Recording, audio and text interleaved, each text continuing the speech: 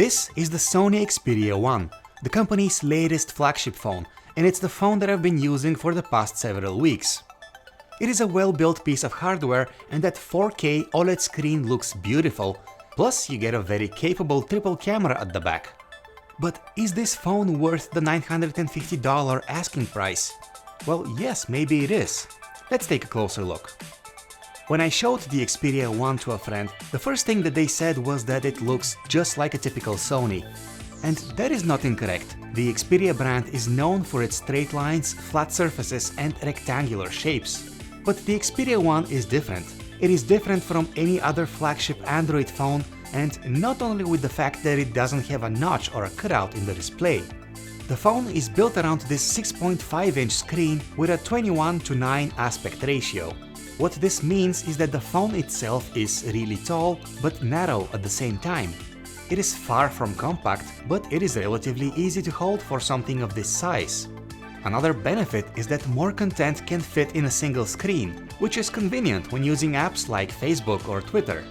The shape of the screen is also ideal for watching widescreen movies, but with most YouTube videos you get these huge black areas on the side of the display, and zooming in crops a significant portion of the frame. Overall, the Xperia 1 is a solid, very well built phone, and I really like how seamlessly the glass surfaces blend with the metal frame. What I don't like is the fingerprint reader. It is on the right side of the phone and it's just not reliable enough. Sometimes it works perfectly, then 5 minutes later it takes 5 attempts to unlock the phone. The power button is actually separate, not built into the reader for some reason. It's okay, but it feels a bit tiny. Something that you don't see often is a dedicated camera button. Personally, I don't use it for taking photos as much as I do for launching the camera without even looking at the phone. For this purpose, the button is really convenient. The display on the Xperia 1 looks gorgeous. I'm sure that its 4K resolution has something to do with this, even though in normal use I cannot really tell the difference between this display and that on the Galaxy S10 Plus next to it.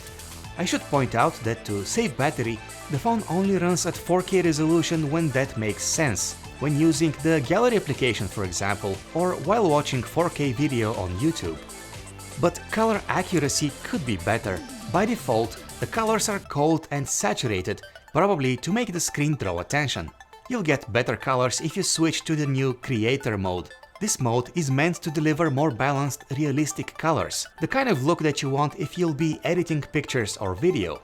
But for some reason, the screen still looks kind of cold even in Creator mode, so I ended up tweaking the screen even further to make it warmer. The Sony Xperia 1 runs Android 9 Pie out of the box, and there aren't many surprises with the software.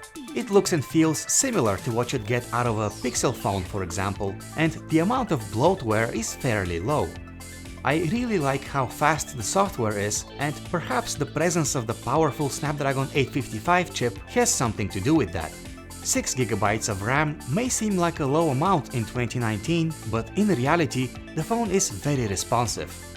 You also get cool features like ambient screen, which shows you quick status information when you lift the phone, and Google's digital well-being feature, which gives you a breakdown of your smartphone usage. What I'm not a fan of is the Side Sense feature. It displays a number of shortcuts when you double tap on the edge of the screen, but in my experience it was so unreliable that I quickly turned it off. Sony says that the screen is ideal for side-by-side multitasking thanks to its shape. Unfortunately, Android's split-screen experience is still very limited, so I rarely use it. Many apps, including Instagram and Facebook Messenger, still do not support split screen, and I still cannot have two browser tabs open next to each other. The triple camera at the back of the Xperia 1 is the most capable we've ever seen on a Sony smartphone. You get a main camera for everyday use, a telephoto camera for portraits and 2x optical zoom, and a super wide-angle camera. But after several weeks of use, I am left with mixed feelings about this camera.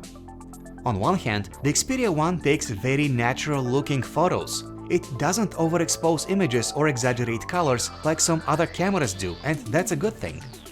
Needless to say, the telephoto and the wide-angle cameras are very useful when you want to zoom in on your subject or fit more in the frame without stepping back. you get powerful camera tools like full manual controls, super slow motion and burst mode for capturing split-second moments.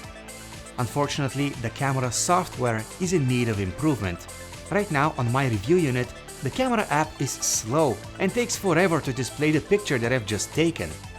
Low-light photos look okay, but they aren't better compared to what you'd get out of another phone that is in this price category, and such photos literally require several seconds to capture. Also, what I think is an HDR mode has a very subtle effect on the image, so it's common to end up with completely washed out skies in your photos. On top of that, shooting portraits with background blur can make the camera unresponsive for about 4 or 5 seconds. And this is just disappointing. This is by far the best camera Sony has ever delivered, and it could be a worthy rival to any Galaxy or Pixel phone out there. It just needs better, more reliable software. The selfies that I've taken with the 8-megapixel front camera look okay. Some of them turned out really good, even in challenging light situations. Just don't expect much when shooting in low light. Videos from the Xperia 1 look really good and are well stabilized. You can zoom in with the telephoto camera while shooting, which is useful, but you cannot switch to the super wide-angle camera if you need to. Speaking of video, the Xperia 1 comes with a new app by Sony called Cinema Pro. It is made specifically for shooting video with professional controls over the camera settings. You may also apply a number of filters to the video to give it the kind of look to fit a certain theme. All in all, this is an app for people who really know what they're doing. It is just too sophisticated for normal people to get the hang of. The Xperia 1 doesn't have a headphone jack, but you do get a dongle in the box that plugs into the USB port.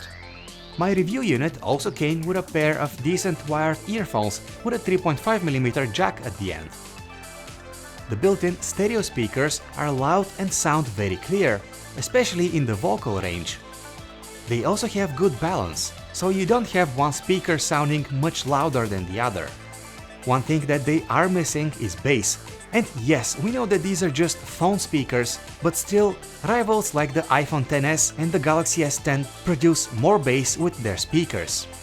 And now let's talk battery life. The Xperia 1 has a 3300 mAh battery, which is one of the smallest on a phone of this size. But in practice, the phone holds up really well, probably because it has great standby time. Personally, I get up to 2 days of use out of it without having to limit its performance. Of course, your mileage may vary, especially if you're a heavy gamer. I have also noticed that using the camera a lot can drain the battery quickly. Finally, let's try to answer the big question: is the Xperia 1 worth getting? Well, the phone has a lot going for it. It is well built, it has a great screen, and the software is clean and fast. But the camera and the fingerprint reader could be so much better. At $950, the Xperia 1 will have a hard time selling, especially when rivals like the Galaxy S10 Plus cost just as much. But when it launches in the US on July 12th, the Xperia 1 will come bundled with Sony's high-end wireless noise-cancelling headphones, which alone cost $350 and sound really good. Picking the two together is a deal that you should absolutely consider. Thanks for watching our review of the Sony Xperia 1, and don't forget to subscribe to our channel to never miss any of our future videos.